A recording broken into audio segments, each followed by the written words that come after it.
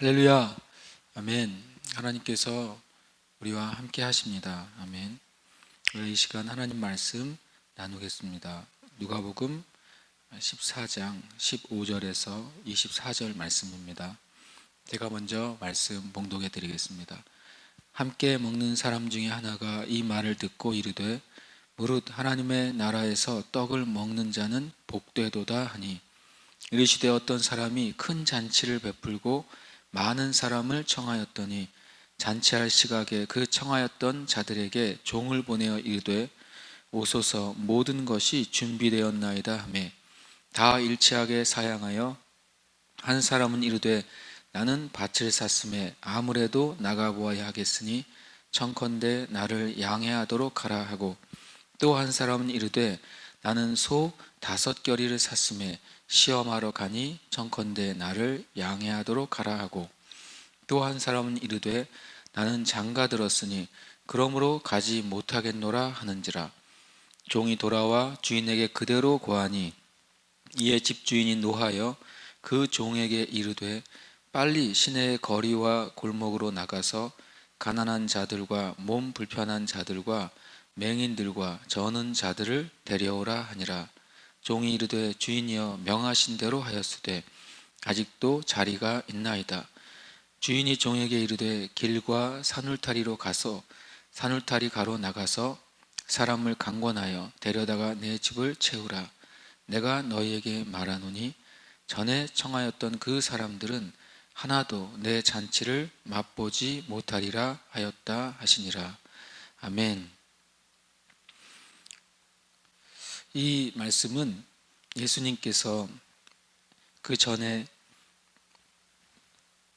손님과 또는 주인에 대한 비유를 말씀하셨을 때 그 말씀을 듣고 있던 한 사람이 갑자기 소리를 지른 것입니다. 뭐라고 소리를 질렀냐면 무릇 하나님의 나라에서 떡을 먹는 자가 복되도다, 이런 굉장히 은혜로운 말로 소리를 질렀어요. 그렇게 소리를 딱 질렀을 때 주변 사람들이 반응이 어떻겠습니까? 저 사람이 이 잔치에 대해서, 예수님에 대해서 굉장히 존중하나 보다, 또는 이 잔치를 굉장히 기쁘게 생각하나 보다 라고 말할 수도 있어요. 그러나 또 한편으로는 이 무릇 하나님의 나라에서 떡을 먹는 자가 복되도다 라고 말하면서 주님이 하신 말씀을 실은 멈추게 하기도 했던 것입니다. 그런데 때때로 우리가 명확히 알지 못하는 하나님의 말씀의 진리를 나도 잘 모르는 상태로 떠버릴 때가 있습니다. 저는 가끔 혼자 말씀을 묵상하다가 주님의 말씀을 새롭게 깨닫게 되었을 때, 전에 내가 이렇게 말씀을 이해했었는데 다시 말씀을 보니까 지난날 이 말씀을 잘 깨닫지 못한 채로 잘 아는 것처럼 내가 떠버렸을 때가 있구나 라는 사실을 내가 깨닫게 되면요, 굉장히 얼굴이 화끈거리도록 창피할 때가 있어요. 그러면 제가 주님께 먼저 죄송하다고 제가 미련해서 이 말씀의 진정한 의미를 다 깨닫지 못한 채로 마치 내가 그 말씀을 다 아는 것처럼 그렇게 말했습니다 라고, 죄송합니다 라고 기도하기도 하고요. 그리고 심지어는 가끔 이렇게도 기도합니다. 주님, 제가 전에 이 말씀을 온전히 깨닫지 못하고 말씀을 전했는데 그때 말씀을 들었던 사람들이 이 말씀을 좀 제발 기억하지 못하게 해주세요, 이렇게 기도하기도 합니다. 우리는 서로 이럴 때가 있습니다. 예수님과 함께 먹고 있는 이 사람도 하나님의 나라가 진정으로 무엇인지 알지 못한 채, 그리고 그 나라에 어떻게 하면 정말로 들어갈 수 있는지도 알지 못한 채, 그리고 하나님 나라에서 먹고 마시는 것, 하나님 나라의 잔치에 참여하는 것이 얼마나 큰 은혜인지도 알지 못한 채 마치 무엇인가 알고 있는 것처럼 그렇게 외친 것입니다. 그런데 놀랍게도 예수님께서는 그 사람의 연약함과 부족함을 그 자리에서 탓하지 않으시고 주님께서 친절하게 그리고 부드럽게, 그렇지만 명확한 진리의 말씀으로 하나님 나라의 진리를 가르쳐 주십니다. 주님은 참 친절하신 분이에요. 저도 그렇게 친절한 목사가 되면 좋을 텐데 가끔 친절하지 못하게 느낄 수도 있을 것 같아요. 전에 누가 저를 보기를 가까이 가기 어려운 표정을 가지고 있다고 그러더라고요. 가까이 가기에 어려운 인상을 가지고 있대요. 제가 그렇게 험악한 인상도 아니잖아요. 그런데도 왠지 모르게 저에게 가까이 다가와서 말을 선뜻 붙이기가 어렵다고 옛날에 그랬어요. 그래서 지금도 그렇지 않기를 바라지만 어찌됐든 그것과 상관없이 저도 주님처럼 하나님의 말씀을 나누고 또 주님의 진리를 나누는데 친절했으면 좋겠어요. 그렇게 되기를 기도해 주세요. 16절에 주님께서 이르시되 어떤 사람이 큰 잔치를 베풀고 많은 사람을 청하였다, 이렇게 말씀하고 있습니다. 그리고 17절에 다시 잔치할 시각에 그 청하였던 자들에게 종을 보내어 이르되 오소서 모든 것이 준비되었나이다 라고 또 말하게 됩니다. 잔치의 초청은 두 번에 걸쳐서 이루어집니다. 첫 번째로는 그 잔치를 여유 있는 시간을 두고서 초청해서 다음 모든 사람들이 그 잔치에 대해서 인식하고 그것에 응할 수 있도록 많은 시간을 주는 것이죠. 그리고 미리 초청해서 그 시간을 조정하도록 도와주는 거예요. 그 다음에는 잔치가 임박해서 다시 초청을 합니다. 그래서 그때는 1대1로 찾아가서 전에 얘기했던 그 초청의 때가 이제 가까이 다가왔다는 그런 메시지를 전하게 되고 확인을 받게 되는 것입니다. 큰 잔치가 벌어졌을 때는 더더욱이 음식을 준비하는 것이나 손님들을 접대하는 것이나 자리를 배치하는 것이나 그런 것이 많지 않겠습니까? 그러면 더 자세하게 그 청하고 누가 올 것인지를 준비하게 되는 것이죠. 잔치는 예정되어 있는 거예요, 날짜가. 그리고 큰 잔치일수록 더더욱이 그 잔치를 변하거나 미룰 수는 없는 일인 것입니다. 때로는 그 잔치의 기간이 여유 있게 남아있을 수도 있고 또는 며칠 안 남아있을 수도 있습니다. 그러나 여러분, 잔칫날은 다가옵니다. 말 그대로 잔칫날은 다가와요. 여러분, 그 잔칫날에 준비되셨습니까? 하나님께서는 신약과 구약에서 수도 없이 많은 선지자들과 하나님의 종들을 통해서 그 하나님의 잔칫날이 오고 있다고 초청하셨어요. 주님이 얼마나 친절하신지 성경적으로는 6,000년 전부터 초청하셨어요. 초청해 놓으시고 하나님이 얼마나 그날을 기다리실까요? 여러분 개인적으로 어떤 잔치를 준비하시면 그 잔치를 준비하면서 사람들 초청해 놓고 그 잔치를 위해 얼마나 많은 생각을 하고 준비를 하고 다시 확인하고 그렇게 하지 않으시겠어요? 저는 이 말씀이 분명히 우리가 다 아는 것처럼 하나님께서 하나님 나라의 천국 잔치에 이 땅에 있는 영혼들을 초청하시는 것에 말씀하신다는 것을 누구나 교회를 다니는 사람이면 이해할 수 있을 것입니다. 혹 이해하지 못한 분이 여기 있다면 이 잔치는 하나님 나라의 영원한 천국 잔치요, 그것은 모든 사람이 이 땅의 역사가 끝나고 하나님 나라에 들어가는 일에 대한 하나님의 초대라고 하는 것을 아시기를 바랍니다.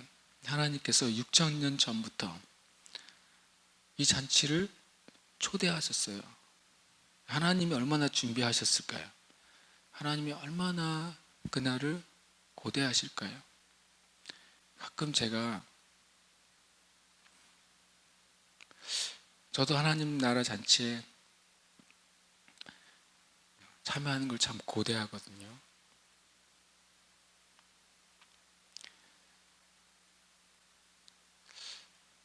주님께서 저에게 준 그 일을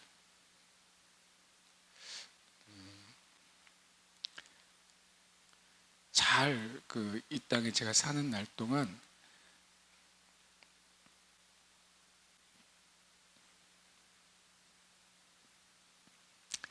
잘 이루어드리고, 그리고 하나님의 잔치에 제가 참여하고 싶어요. 성경 말씀처럼 준비된 예복을 입고 하나님 나라 잔치에 참여하고 싶어요. 그래도 또 한편으로는 빨리 참여하고도 싶어요. 우리가 살아야 많아야 120년 안쪽 아니겠어요? 근데 하나님이, 저는 120년도 못 사는 인생인데 잔치가 너무 기다려지거든요. 근데 하나님이 6,000년 전부터 초청하셨다고 성경적으로는 말씀하시잖아요.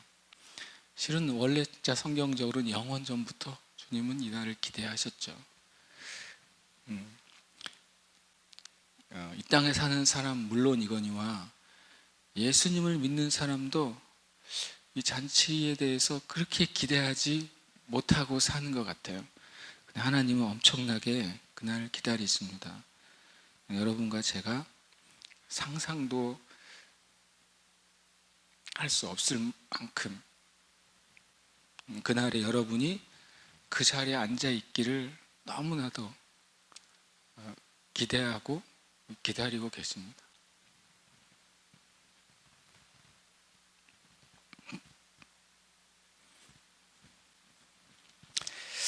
지금은 그 첫 번째 초청의 시기가 지나간 시기에 우리가 살고 있다고 생각합니다. 지금은 그 17절의 상황이에요. 잔치할 시각이 다가왔어요. 그리고 그 청하던 자들에게 다시 종을 보내고 있어요. 마지막 때 하나님의 종들을 다시 보내고 있어요. 주님의 때가 가까이 왔다고, 천국 잔치의 때가 가까이 왔다고 주님이 지금의 종들을 보내고 있습니다.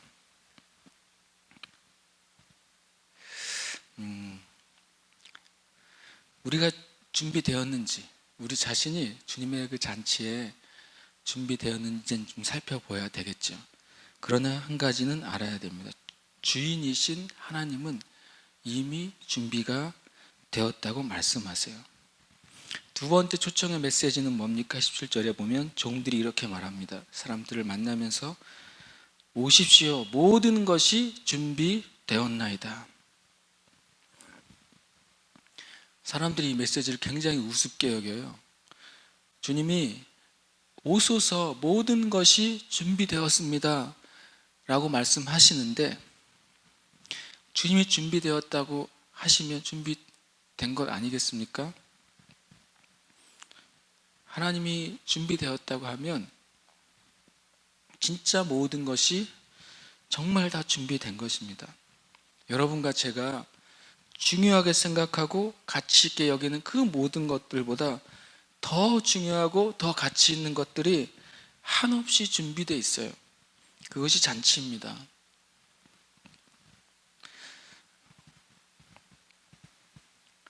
주님의 때가 많이 찼고요. 하나님 나라에는 준비가 다 끝났어요. 그런데 18절에 제일 슬픈 말이 한 구절 나옵니다. 다 일치하게 사양하여 라고 말해요.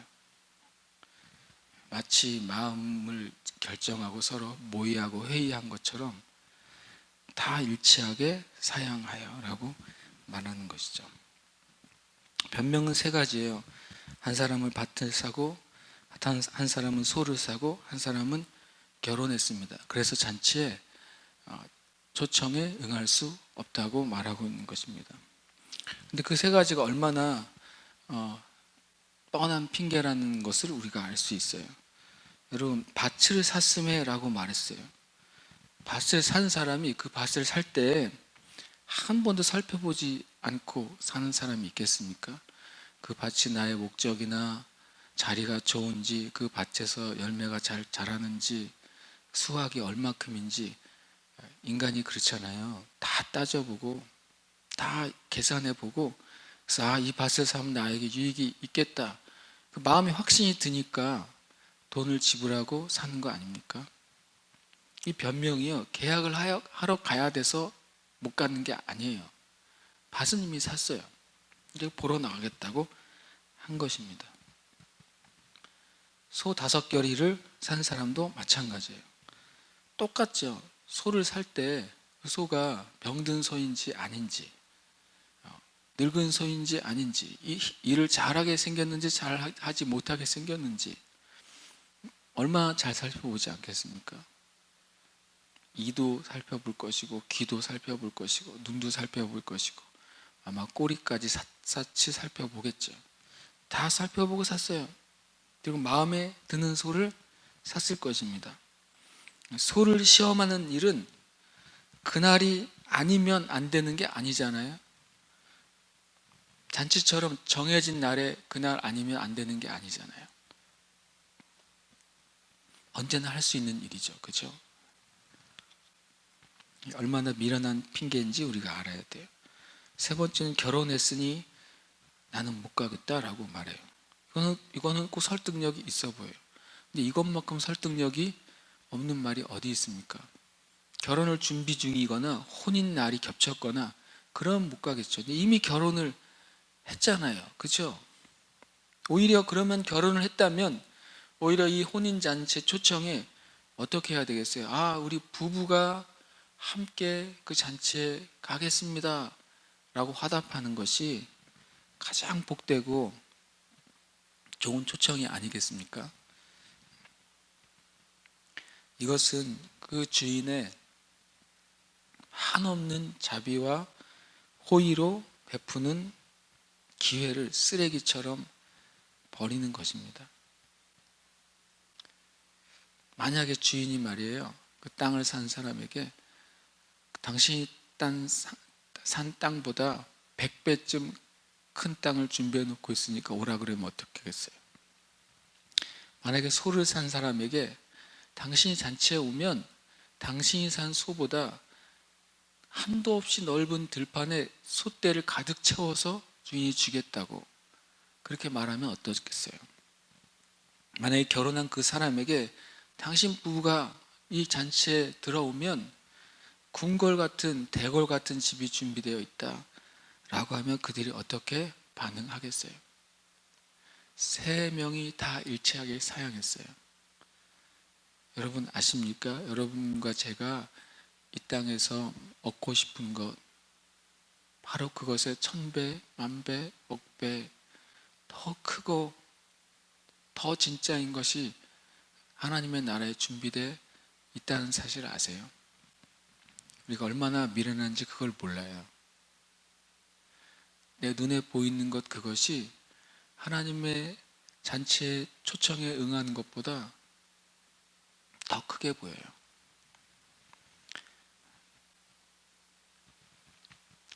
여러분과 제가 지금 이 자리에 나와 있는 것이 오직 여러분의 자신만의 선택에 의해서 나와 있다고 생각하십니까?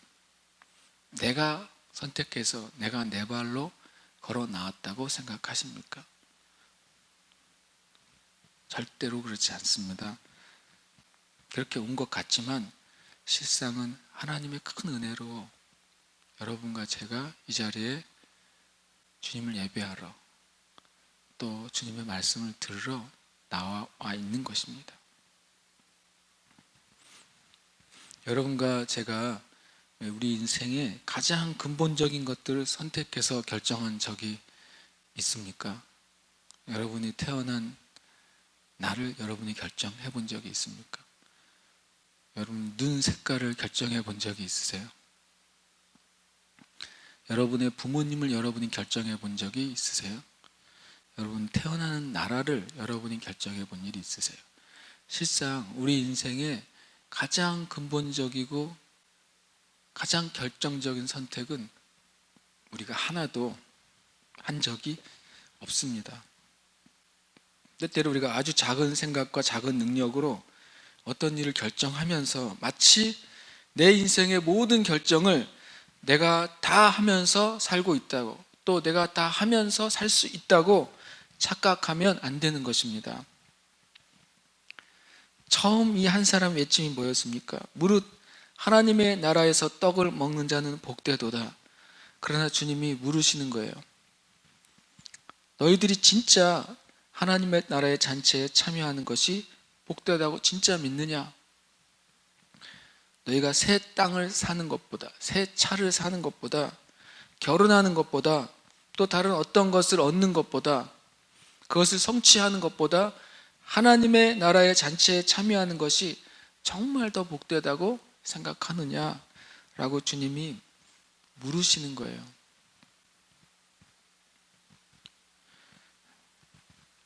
주님이 21절에서 종이 돌아와서 그 얘기를 고합니다. 그랬더니 이때 주님의 그 놀라운 호의가 무서운 공의의 분노로 바뀌게 됩니다.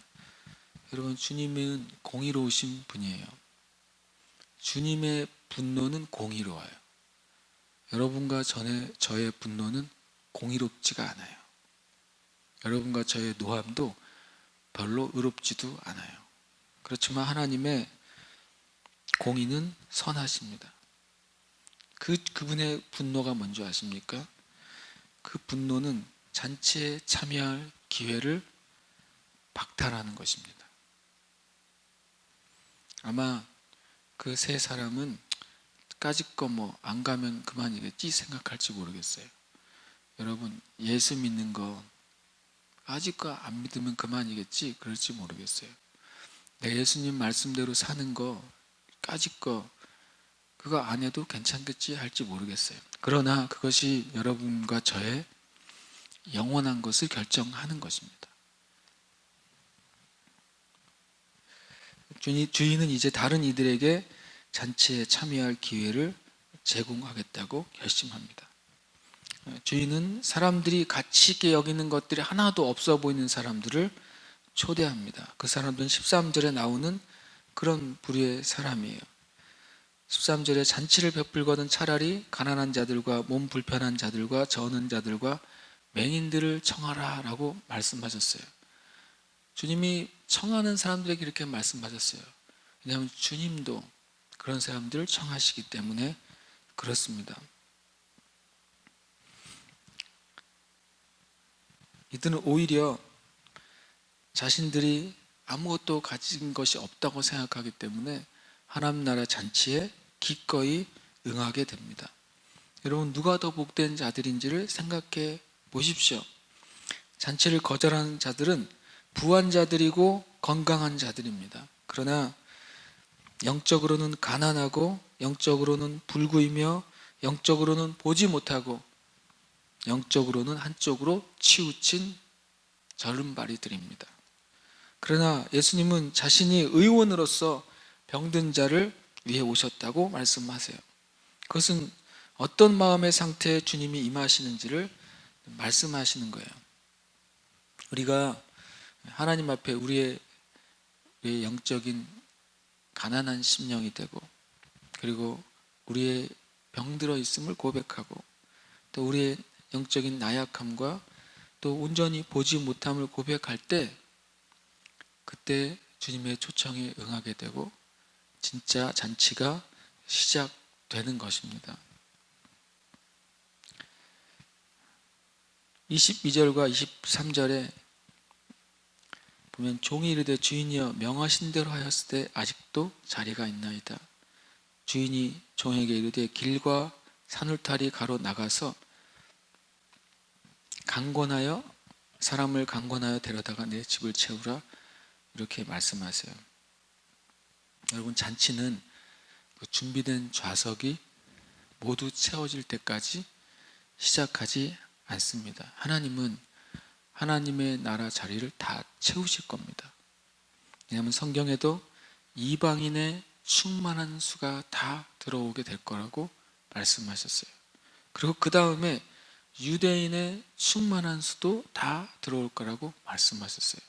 그것은 주님의 나라의 잔치에 빈 좌석이 없을 것입니다. 하나님은 한 사람도 잃어버리지 않겠다고 말씀하셨어요. 그렇게 모든 충만한 수가 채워진 다음에 하나님 나라의 잔치가 시작되는 것입니다. 여러분, 주님이 기회를 주실 때 하나님 나라 잔치에 초대에 응하시기를 축복합니다. 영원한 하나님의 잔치에 응하는 것이, 어떤 분들은 나는 이미 그거는 끝났습니다. 나는 이미 예수님을 믿었고 내가 구원받는 것을 확실히 알고 있고 나에게 영생이 있는 것을 압니다. 여러분, 그것은 참 좋은 것입니다. 그러나 그렇다고 해서 내 삶 가운데 하나님 나라를 잃어버리고 잊어버리고 살아서는 안 되는 것입니다. 내가 다 잊어버리고 살다가 그날 돼서 그 초청장 가지고 그냥 가는 것만이 우리의 삶의 전부가 아니에요. 여러분이 그 하나님의 은혜를 초청에 응하셨습니까? 그럼 이제 초청에 아직 응하지 않는 사람들에게 가셔야 돼요.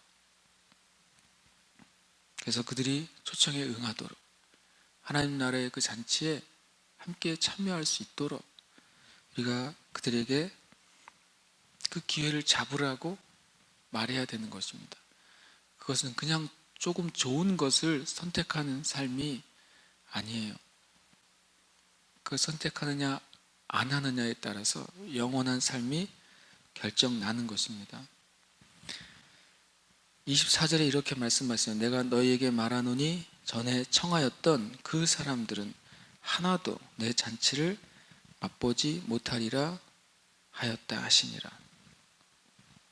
주님이 이 말씀에서 하나님 나라의 잔치의 실상을 보여주시는데요, 실제는 잔치를 주인이 초대하고, 그리고 표면적으로는 그 초대한 사람들이 응하는 것 같지만, 마치 우리가 모든 것을 다 결정하고 선택하는 것 같지만, 그러나 그 선택 안에서도 하나님의 은혜가 있어야만 된다는 사실을 말씀하시는 것입니다.